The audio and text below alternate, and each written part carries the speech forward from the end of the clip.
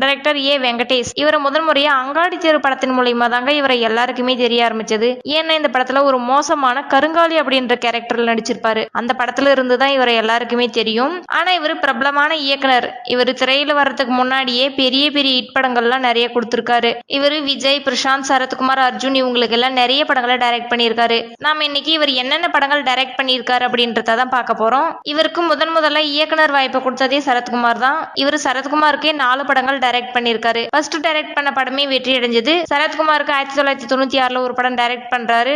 மகாபிரபு அப்படின்ற படத்தை டைரக்ட் பண்றாரு. அந்த படம் சூப்பர் டூப்பர் ஹிட் ஆச்சு. அதே வருஷம் அந்த படம் ஹிட் ஆனது உடனே விஜய்க்கு படம் பண்றாரு. அப்ப விஜய் வளர்ந்து வரும் நடிகரா இருந்தாரு. அந்த படம் தாங்க சில்வா அப்படின்ற படம். அந்த படமும் சூப்பர் டூப்பர் ஹிட் ஆச்சு. ஒரே வருஷத்துல 2 வெற்றி படங்களை கொடுத்துட்டு அதுக்கப்புறம் ஒரு 2 வருஷம் கேப் எடுத்துக்கிறாரு. அதுக்கப்புறம் திரும்பவும் விஜய்க்கே படம் பண்றாரு. இந்த வீடியோ நீங்க முழுசா பார்க்கணும்னா கீழே லிங்க் கொடுத்துருக்கேன், கிளிக் பண்ணி பாருங்க.